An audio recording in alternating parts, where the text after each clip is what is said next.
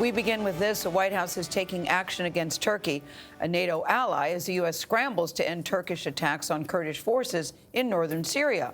President Trump signed an executive order imposing sanctions against Turkey's government and several Turkish officials. The White House is also sending a delegation led by Vice President Mike Pence and new National Security Advisor Robert O'Brien. Now, they will try to negotiate a ceasefire with Turkey. Turkey's invasion and attack on the Kurds followed President Trump's decision to withdraw U.S. troops from northern Syria. But the White House insists Turkey was planning to invade Syria no matter what. And the president is just protecting U.S. soldiers. Turkey's invasion of northern Syria highlights the complicated relationship between the U.S., Turkey, and the Kurds. It's the latest chapter in a long history of tension in the region.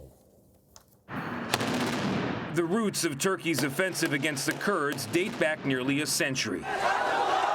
The Kurds are a largely Muslim ethnic group native to the Middle East. They have their own language, culture, and traditions.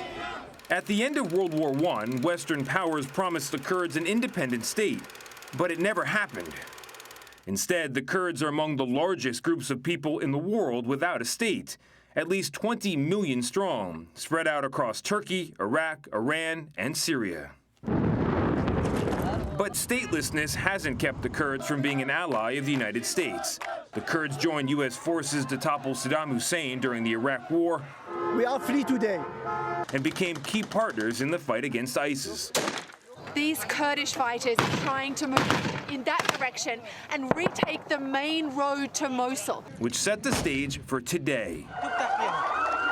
For years, a Kurdish militant group calling for more autonomy has launched violent attacks in Turkey. And Turkey sees the Kurdish fighters in Syria as being linked with that militant group. So when President Trump pulled U.S. troops out of northern Syria, we want to bring our troops back home. Turkey moved in, pledging to remove the Kurds and create a so-called safe zone where at least 1 million refugees displaced by the Syrian civil war would be returned. And with U.S. troops out of the area, the Kurds are now turning to two U.S. adversaries, Syrian dictator Bashar al-Assad and Russian President Vladimir Putin, for protection.